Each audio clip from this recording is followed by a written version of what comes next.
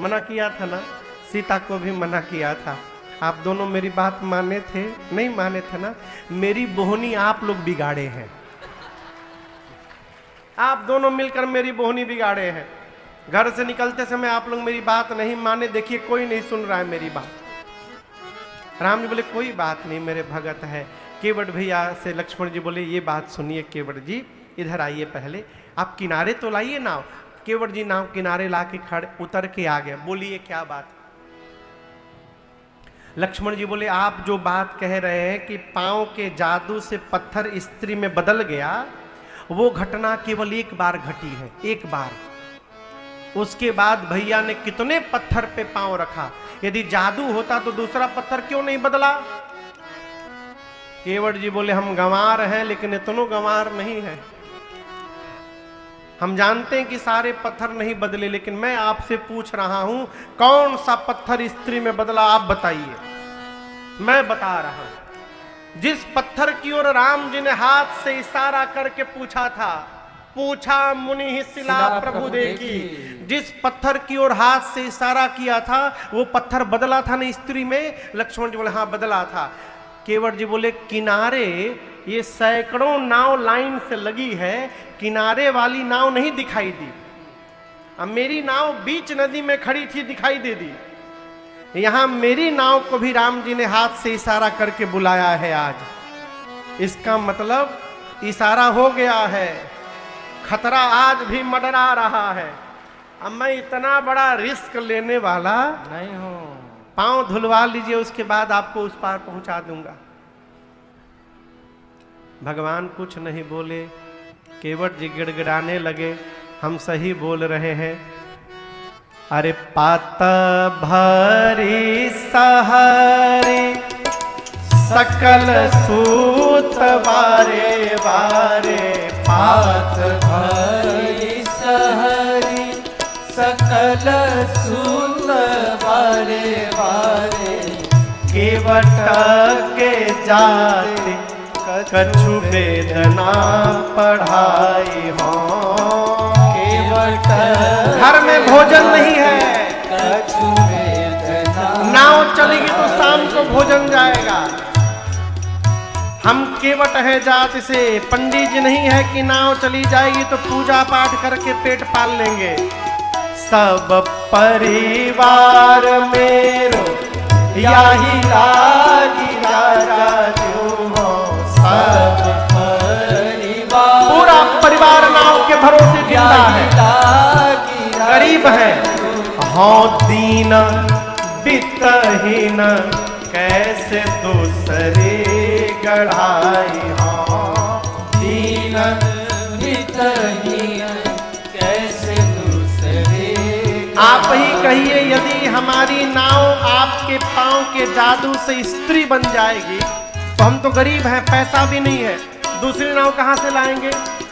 केवट गौतम के घरनी जो तरनी तरगी मोरी, गौतम के घरनी जो तरनी तरगी मोर, प्रभु सो निषाद होए के बादिना बढ़ाई हो।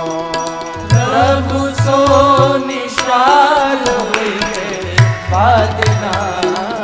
इसलिए तुलसी के ईश राम राम रोसो साची कहो।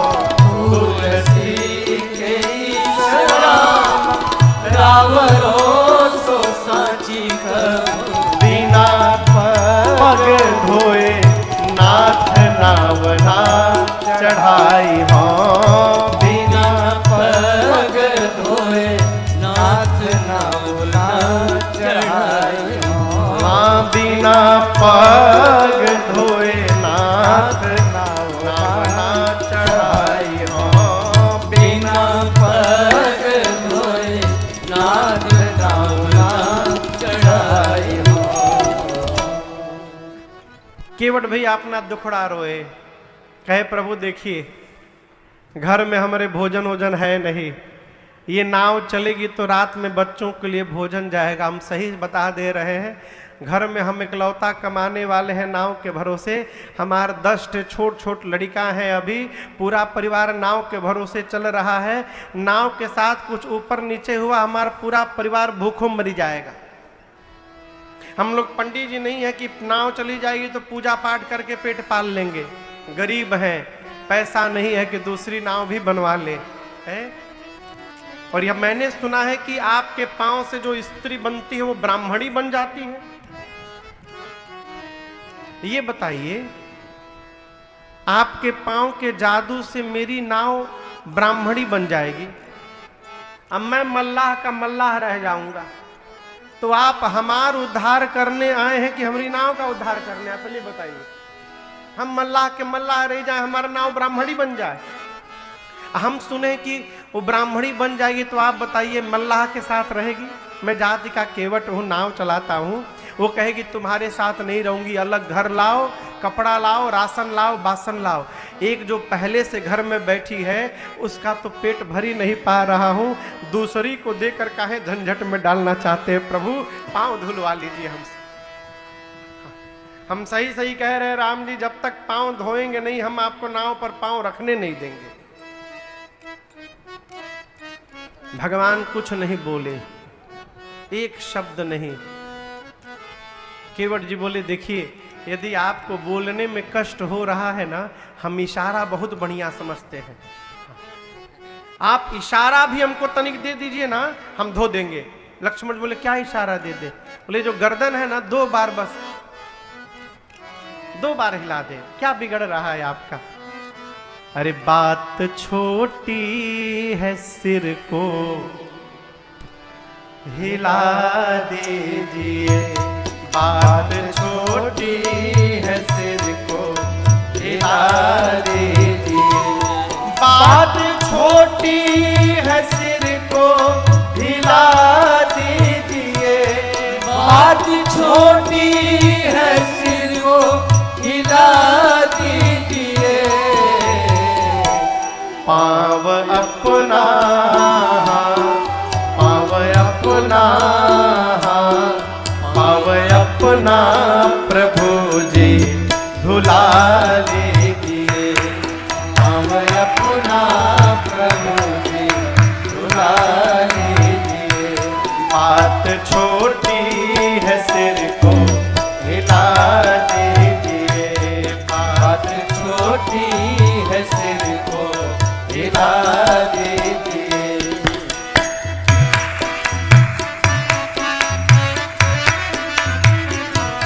हम हैं अनपढ़, कोई भूल हो ही गई। हम हैं अनपढ़, मुझे बोलने का ढंग नहीं आता प्रभु। भूल हो ही गई।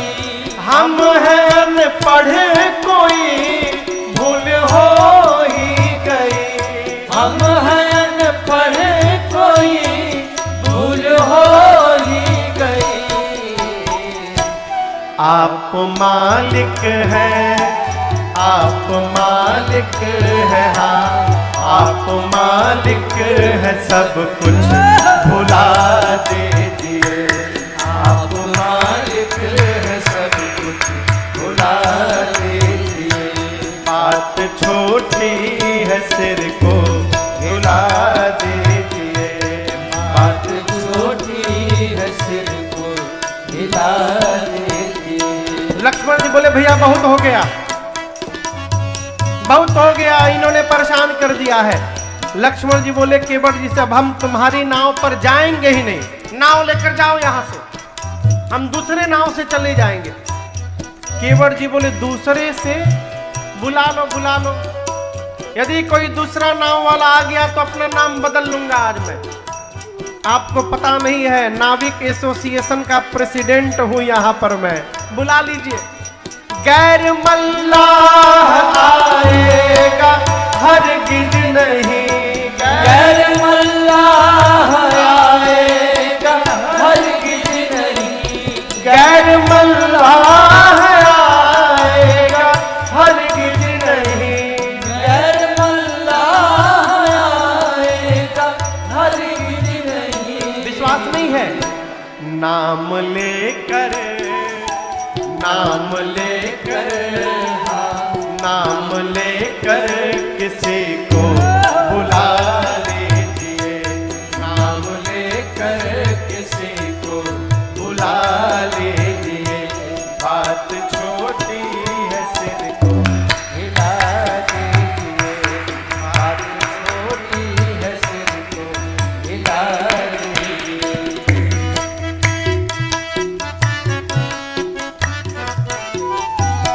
चाहत दोनों की है, देर किस बात की, चाह दोनों की है, देर किस बात की, चाह दोनों की है, देर किस बात की।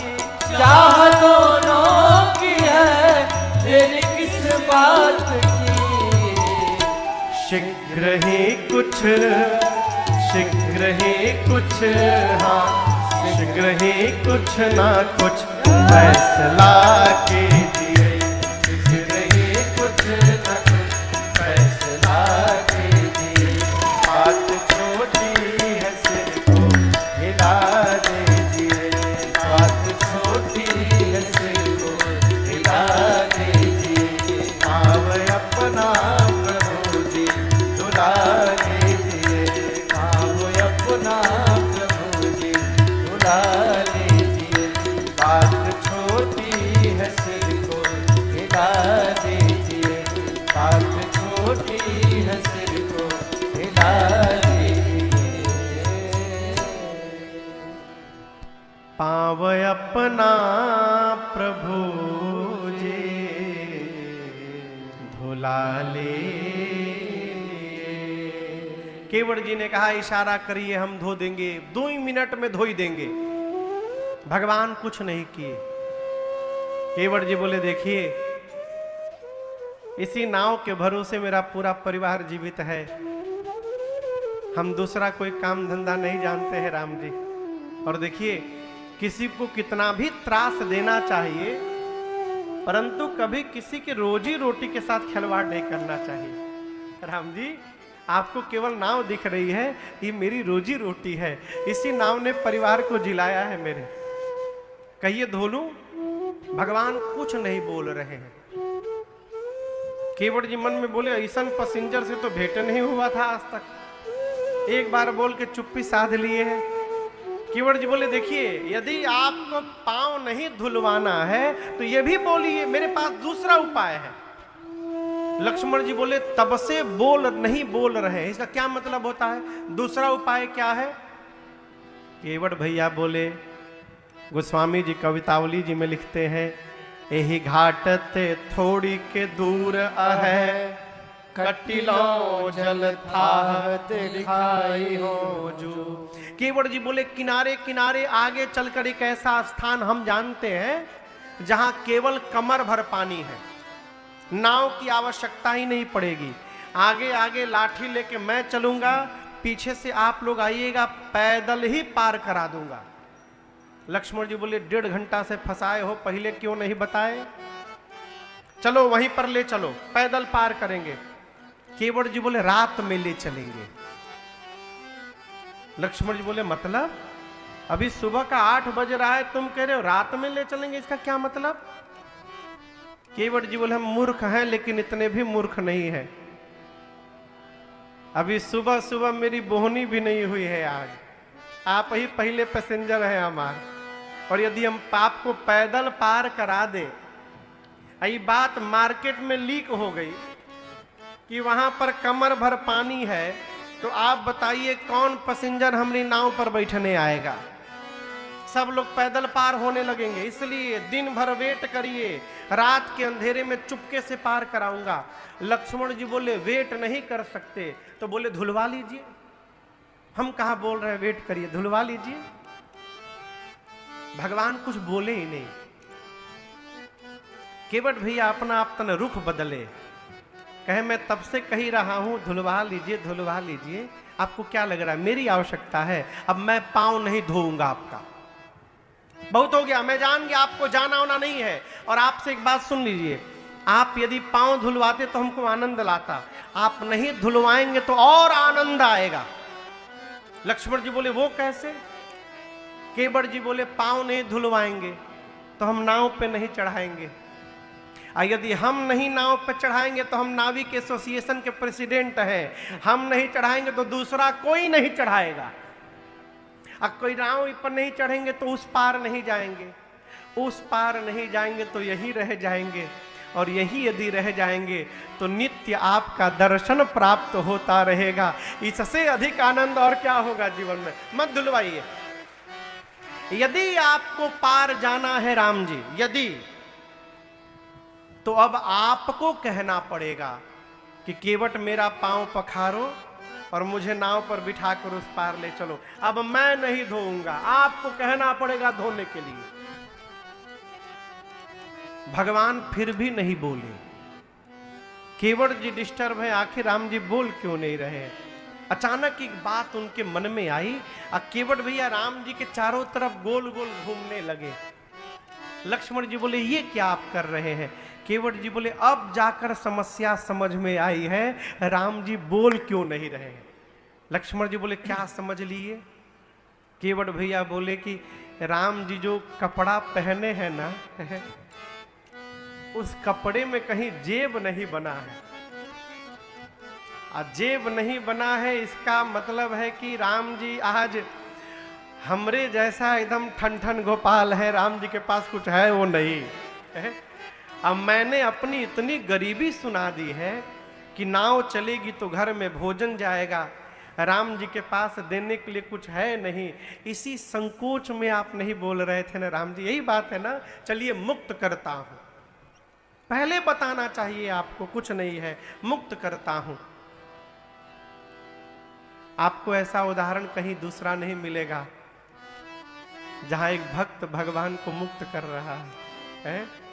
केवट जी बोले मैं मुक्त करता हूं। राम जी पहले जितना कुछ कहा उसको भूल जाइए, फिर से कह रहा हूं, मैं पांव पखारूंगा, नाव पर बिठाऊंगा, गंगा जी के उस पार पहुंचा दूंगा, और विश्वास करिए मेरी बात पर राम जी, मैं सौगंध लेकर कहता हूं, मैं आपसे कुछ मांगूंगा नहीं, ऐसे ही पार उतार के चला आऊंगा, कुछ नहीं मांगूंगा। पद कमल धोई चढ़ाई नाव, ननाथ उतराए चहो मोहि राम, और आनत दशरथ सपथ सब साचे कहो, बरुतीर मारहु लखन पै, बरुतीर मारहु लखन पै, जब लगे न पाया पखारी हाँ, तब लगे न तुलसीदास नाथ, कृपाल पार उतारे हाँ, तब लगे न तुलसीदास नाथ, कृपाल पार उतारे अब लगे न तुलसीदास नाथ। केवट भैया बोले मैं पार उतारूंगा, कुछ नहीं मांगूंगा। राम जी आपकी सौगंध, आपके पूज्य पिताजी की सौगंध लेता हूं। जैसे केवट जी ने राम जी और दशरथ जी महाराज की सौगंध ली, लक्ष्मण जी आवेश में आ गए, निकाल लिए बाण, धनुष पर चढ़ाकर खींच दिए, मार दूंगा इसको मैं। केवट जी बोले कितना सुंदर है हो, बड़का भाई हाथ फैला के मांग रहा है और छोटका भाई बाण निकाल कर डरा रहा है। आपको क्या लगता है आप बाण चलाएंगे तो मैं मरूंगा? मैं मरूंगा नहीं। लक्ष्मण जी बोले तुम मेरे बाण को नहीं जानते हो। केवट जी बोले आप हमको नहीं जानते। लक्ष्मण जी बोले कैसे नहीं मरोगे? केवट भैया बोले, मैंने सुना है प्राण निकलते समय आपके भैया का नाम यदि मुख पर आ जाए तो जीव को भगवत धाम की प्राप्ति होती है। मैं मरूंगा, नाम नहीं, साक्षात राम मेरी आंखों के सामने खड़े रहेंगे। ऐसी मृत्यु किसी को नहीं मिली होगी आज तक। मारिए तुरंत। और आप ये न समझिएगा कि हमारा परिवार तो घर में है, मरते समय गंगा जल डाला जाता है मुख में, कौन डालेगा, वो टेंशन आप न करिएगा। आप जैसे बाण चलाइएगा ना, बगले में गंगा जी बही रही है। बाण लगने के बाद मैं गंगे जी में कूदूंगा और तब तक पीऊंगा जबले मरी न जाऊं। हाँ, अब मैं मर जाऊंगा तो आपके भैया तो दयालु हैं ही, कम से कम मेरी अंतिम क्रिया तक तो राम जी यहां रुकेंगे ना। आप सोचिए ना, एक तरफ गंगा जी रहेंगी, एक तरफ रघुनाथ जी रहेंगे और दोनों के बीच में केवट की चिता सजाई जाएगी। ऐसी मृत्यु ब्रह्मांड में किसी को नहीं मिली होगी। मैं अभी मरने को तैयार हूं, मारिए बाण। लक्ष्मण जी राम जी से बोले, भैया ये तो बड़ा विद्वान है, तब से मूर्ख मूर्ख कही रहा है। लक्ष्मण जी बाण पीछे रख लिए। केवट भैया बोले, प्रभु मर जाऊंगा लेकिन जब तक पांव नहीं पखारूंगा, नाव पर पांव रखने नहीं दूंगा मैं। सुन केवट के बैर प्रेम लपेटे अटपटे, बिहसे करुणा चितई जान के लखन।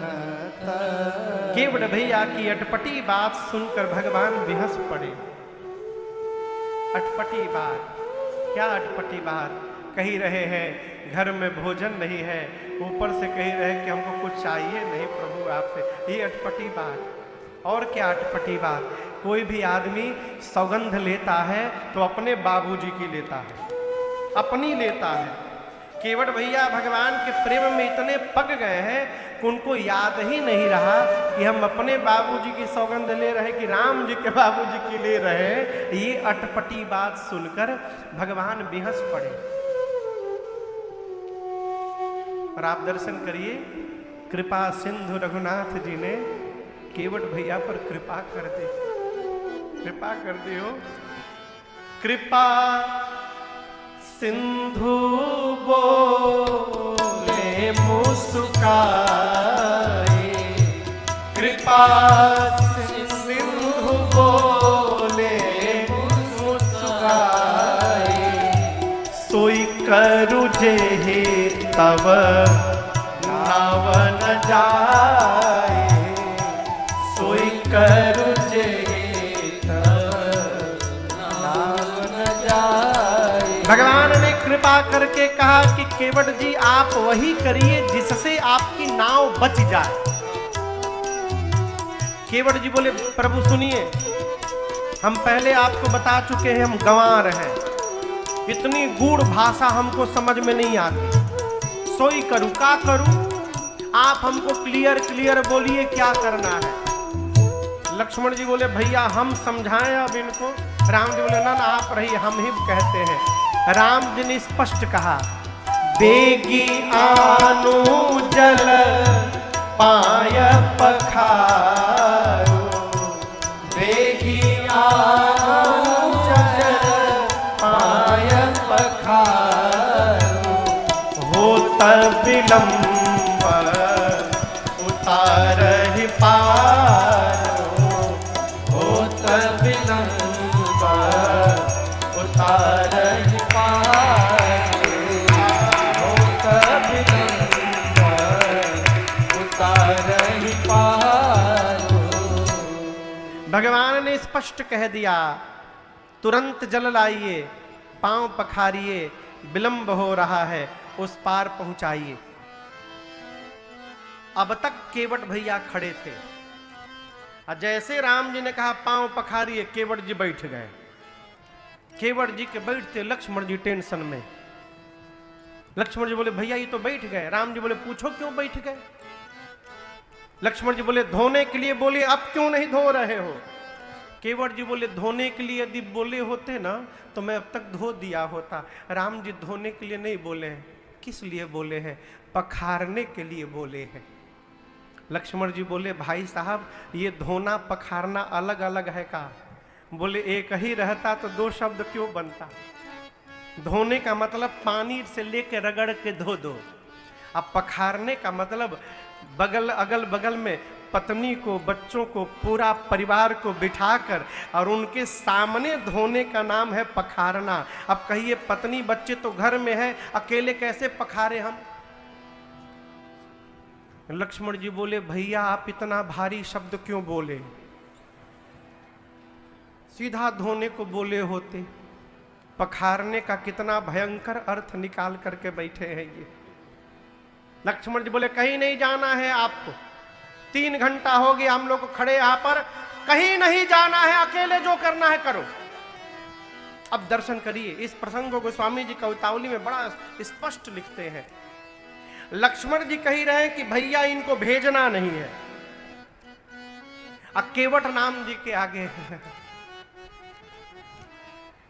केवट जी कह रहे एक बार कह दीजिए जाने के लिए, बुला के ले आवे। अब भगवान को लक्ष्मण जी का भी मन रखना है, केवट का भी मन रखना है। तो गोस्वामी जी कहते हैं कवितावली में, अरे प्रभु रुख पाई के, भगवान का रुख पाकर केवट जी भाग गए। रुख यानी आंख का इशारा। भगवान मुंह से नहीं बोले। लक्ष्मण जी बोले कि भैया इनको भेजना नहीं है। राम जी बोले बिल्कुल नहीं भेजना है। केवट जी को देखकर राम जी इशारा किए। जैसे भगवान ने कनखी मारा, केवट जी भाग गए। लक्ष्मण जी बोले भैया बिना बोले भाग गया। राम जी बोले भाग गया तो हम क्या करें? अरे प्रभु रुख पाई के केवट भैया दौड़े। अब बुलाई बालक घर ने हूं, बच्चों को बुलाए, चुनवा मुनवा टुनवा कुनवा। पत्नी को बुलाए, पूरा परिवार बीच रास्ते में इकट्ठा हुआ। केवट जी बोले किनारे जाओ, 2 पुरुष हैं, एक सांवले हैं एक गोरे हैं, गोरके के पास भूल कर मत जाना, बहुत खतरनाक, हर बात में बाण निकाल लेता है। जो सांवले वाले हैं ना वो तो बोलते ही नहीं है। जाकर बंदी के चरण अचहु दिसे बैठे थे। केवट जी ने कहा जाकर सांवले वाले को प्रणाम करना, प्रणाम करके चारों ओर से घेर करके बैठ जाना। पत्नी ने पूछा प्रणाम तक तो ठीक है, घेराबंदी क्यों करना है? केवट जी बोले 3 घंटे से खड़ा किया हूं, 3 घंटा भी और खड़ा करना है उनको। घिरे रहेंगे तो भाग नहीं पाएंगे। केवट जी का परिवार आया, भगवान को प्रणाम करके चारों ओर से घेर करके बैठ गया। लक्ष्मण जी मन मन बोले मन में, और पांव धुलवाइए। घेराबंदी शुरू हो गया। केवट जी के बच्चों से पूछे कहाँ है तोहार बाबूजी? बोले बच्चे बोले हम क्या जाने। केवट जी दौड़े घर में, जाकर सोचने लगे किसमें पांव धुला जाए। कठौता था और कठौती। कठौता जानते हैं आप लोग, लकड़ी का होता है, उसमें भी 2 तरह का होता है, कठौता और कठौती। केवट जी सोचे यदि कठौती ले चलूं, स्त्रीलिंग है, जड़ी बूटी का असर हुआ, पांव का जादू चल गया तो स्त्री बन जाएगी कठौती। कठौता पुल्लिंग है, यदि जादू भी चला हो सकता है कहीं लड़का बन जाए। कठौता यदि लड़का बन जाएगा तो बड़ा आराम होगा, उसी लड़के से रोज नाव चलवाऊंगा, शाम को हिसाब लिया करूंगा। तो छोटा कठौता लिए। अरे छोटो सो कठौता भरी आनी पानी गंगा जो धोई पाय प्रियत पुनीत बारी फेरी फेरी। गोस्वामी जी कहते हैं फेरी फेरी माने बदल बदल कर कई बार धोया। कैसे धोया दर्शन करिए। छोटे से कठौता में केवट जी जल लाए। सबसे पहले तो कठौते का साइज देखते लक्ष्मण जी आग बबूला हो गए। राम जी से बोले भैया देखिए जानबूझकर छोट बर्तन लाया है, केवट जी बोले, छोटा आदमी का सब सामान छोटा होता है, आप जिसको छोटा कह रहे हैं मेरी आंख से देखिएगा तो यही बड़ा दिखाई देने लगेगा। इतना छोटा था कि उसमें एक ही पांव आए। राम जी का दाहिना पांव रखे, रगड़ के धोए, अब पूरा जल पी गए। कहे प्रभु बायां बाकी है, अभी दोबारा गए, जल लाए, पूरा पांव धोए और धो के बैठ गए।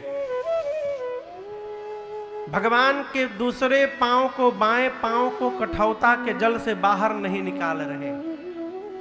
राम जी बोले क्या हुआ, बाहर निकालिए।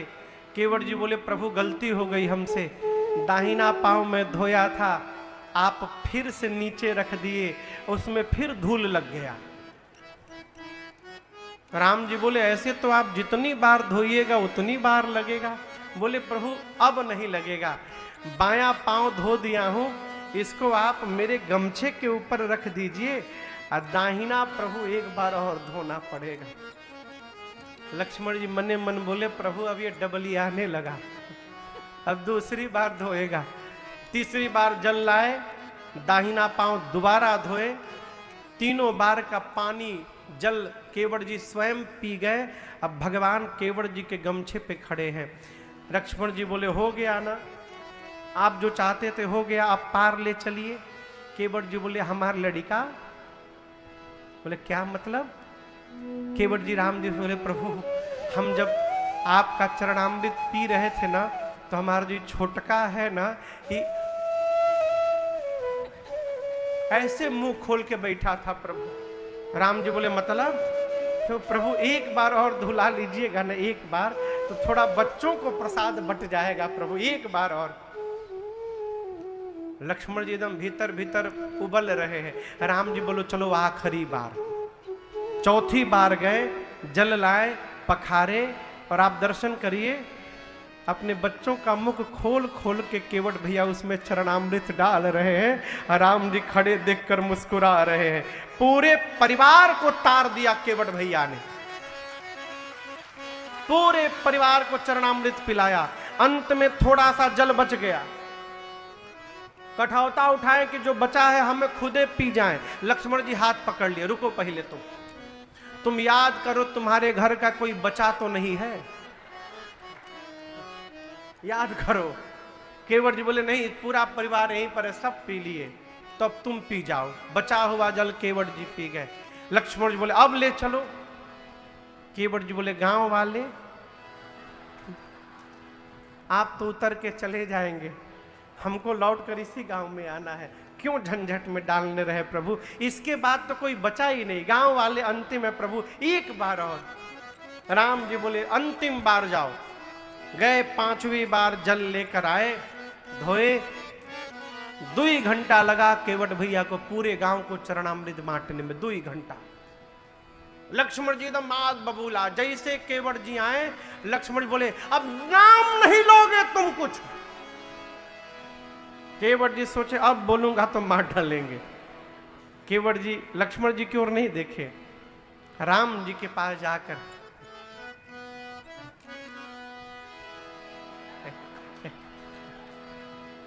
राम जी बोले क्या? प्रभु एक बार और धोऊंगा। राम जी बोले क्या बोले? हम लोग कब से खड़े हैं, केवट आपको कुछ पता है कितना विलंब हो रहा है पार जाने के लिए? केवट भैया बोले यही तो मैं कह रहा हूं नाथ, आपसे पहले भी कई लोग पार जाने के लिए खड़े हैं। राम जी बोले दिखाई तो कोई नहीं दे रहा है। केवट जी बोले नाथ आप यदि देख लिए होते ना वो सब कब के पार हो गए होते, आप देखे नहीं इसलिए सब फंसे। भगवान बोले किसकी बात कर रहे हो? केवट बोले भैया बोले हमारे सारे पितर फंसे हुए हैं नाथ, मेरे सारे पूर्वज फंसे हैं, आज ही अवसर मिला है सबको पार करने का। मैंने आज तक पितृपक्ष में अपने पितरों को एक लोटा जल भी नहीं दिया है। प्रभु आज जो स्वाद मेरी जिह्वा को मिला है ना, यही स्वाद मैं अपने पिताजी अपने बाबा परबाबा को देना चाहता हूं नाथ, एक बार और पांव धुलवा लीजिए। राम जी ने अनुमति दे दी और आप दर्शन करिए। केवट भैया बाबा कहते हैं केवट राम रजाय सुपावा, केवट राम रजाय सुपावा, पानी कठौता भर ले आवा, पानी कठौता भर ले आवा, अति आनंद उमगी अनुरागा, अति आनंद उमगी अनुरागा, चरण सरोज पखारन लागा, चरण सरोज पखारन लागा, बरसी सुमान सुरा सकल सिंहाए, बरसी सुमान सुरा सकल सिंहाए, एहि सब कुंज को नाहि, एहि सब पुण्य कुंज को नाहि, एहि सब पुण्य कुंज को नाहि। केवट भैया जल लेकर आए और दर्शन करिए। अति आनंद उमगे अनुराग, अति आनंद, अति उमंग और अति अनुराग के साथ केवट जी भगवान के श्री चरण को पखारते हैं और भगवान को ही साक्षी बनाकर केवट भैया अपने पितरों को तर्पण करके और उनके जन्म जन्मांतर की प्यास को समाप्त कर देते हैं। अपने पार भय, परिवारी जनों को पार किए, गांव वालों को पार किए, पितरों को पार किए और सबको पार करने के बाद अब केवट जी भगवान को पार किए। गंगा के उस पार पहुंचे हैं।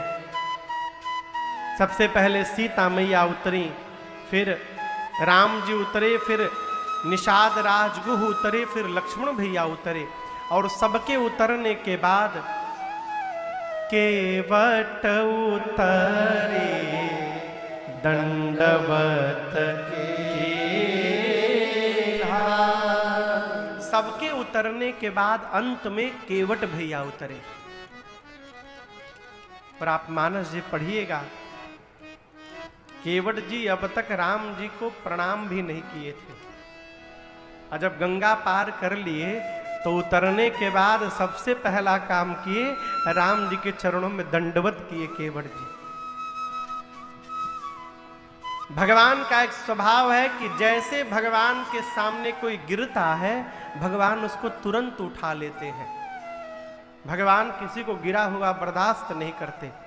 लेकिन आप दर्शन करिए, केवट जी भगवान के चरणों में गिरे, आज राम जी ने केवट जी को उठाया नहीं। क्यों नहीं उठाया? राम जी सोचते हैं, इन्होंने कह दिया कुछ नहीं लूंगा, मेरा धर्म क्या कहता है खाली हाथ भेज देना है। मैं उठाऊंगा तो केवट जी को दूंगा क्या? मेरे पास कुछ भी नहीं है। और प्रभु के इस संकोच को मेरी मां जान गई। और दर्शन करिए, पियहिय की सिय जान निहारे। मां ने तुरंत अपने उंगली में से मणि मुदरे मन मुदित उतारे। मां ने स्वर्ण की मुद्रिका निकाली उंगली में से और राम जी से कहा, प्रभु आप संकोच न करिए, केवट भैया को ये मुद्रिका उत्तराई में दे दीजिए। राम जी बोले, सीता जी आप अपने हाथ से निकाल ली इसको। मां ने हाथ जोड़कर कहा, नाथ मेरे पिताजी ने जिस दिन पाणी ग्रहण संस्कार के समय इस हाथ को आपके हाथ में सौंपा था, उस दिन से ये आपका हाथ बन गया था। ये मेरा तो है ही नहीं प्रभु, है? ये आपका है। और आपकी मर्यादा के सामने इस मुद्रिका का कोई मोल नहीं है प्रभु। आप ये न सोचिए केवट भैया कोई मुद्रिका दे दीजिए ना, वो मुद्रिका मेरी मां के हाथ में थी। राम जी ने केवट भैया से कहा, कहे वो कृपाल ले उतरा। राम जी ने केवट जी से कहा, केवट जी मां आपकी उतराई दे रही है, उतराई स्वीकार करिए। मालूम है केवट जी क्या किए? अब तक केवट जी भगवान के चरण में गिरे थे, और जब केवट जी ने देखा कि मां अपने हाथ से मुद्रिका निकाल ली है, केवट चरण गहे अकुला। व्याकुल होकर केवट भैया भगवान के चरणों को भुजाओं में जकड़ लिए, पकड़ लिए। कहे नाथ मैं कितना बड़ा अभागा हूं मैं, मेरी मां के शरीर पर आभूषण के नाम पर मुद्रिका बस थी, और आज मेरे लिए मेरी मां को वो भी निकालना पड़ गया है। मैंने सौगंध ली है कि मैं कुछ नहीं लूंगा, आप बरबस मुझे देकर मेरा सौगंध तोड़ना चाहते प्रभु। जीवन के दुख का सबसे बड़ा कारण है, हमको जो प्राप्त हुआ है वो हमको दिखाई नहीं पड़ता, और जो नहीं मिल सकता हम उसी की कल्पना में लगे रहते हैं। ये दुख का सबसे बड़ा कारण है। केवट जी कहते प्रभु आज मुझे क्या नहीं मिला, नाथ आज मैं काह न पावा। भगवान बोले मैंने क्या दे दिया? केवट जी बोले प्रभु मिटे दोष दुखदारे। मेरा दोष का संबंध आंख से होता है। दोष का संबंध किससे है? आंख से। केवट जी कहते हैं आज आपको देखने के बाद ना अब कुछ देखने की चाह नहीं रही प्रभु, आपने मेरे दोष को समाप्त कर दिया नेत्र के। है? दुख का संबंध मन से होता है प्रभु।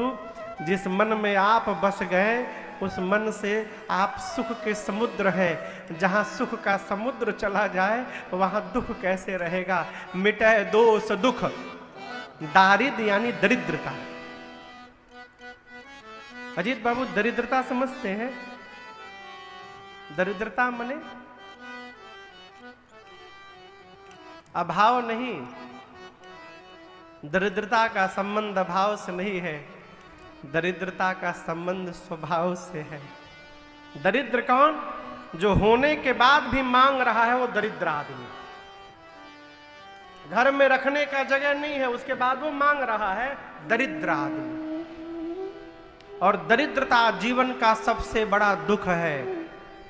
काकभूषुंडी जी कहते हैं गरुण जी महाराज से, गरुण जी ने पूछा था कि जीवन का सबसे बड़ा सुख क्या है, सबसे बड़ा दुख क्या है? काकभूषुंडी जी कहते हैं हे पक्षीराज, यदि जीवन में अचानक संत मिल जाए ये सबसे बड़ा सुख है, और जीवन में दरिद्रता है ये सबसे बड़ा दुख है। नहीं दरिद्र सम दुख जग माही, संत मिलन सम सुख जग नाही। केवट जी कहे आपको प्राप्त करने के बाद अब कुछ चाह नहीं रही प्रभु, आपने मेरी दरिद्रता मिटा दी, और आपके चरणामृत को पान करने से यहाँ का ताप चला गया प्रभु। आपने मेरा दोष दुख दरिद्रता ताप सब समाप्त कर दिया। अब इससे अधिक जीवन में और क्या चाहिए प्रभु? कुछ नहीं चाहिए है? अब कछु नाथ न चाहिए। ये महामंत्र है। आपको एक बात कहूं, बोलूं? कहिए। जो कहेंगे उसको मानिएगा। कहिए।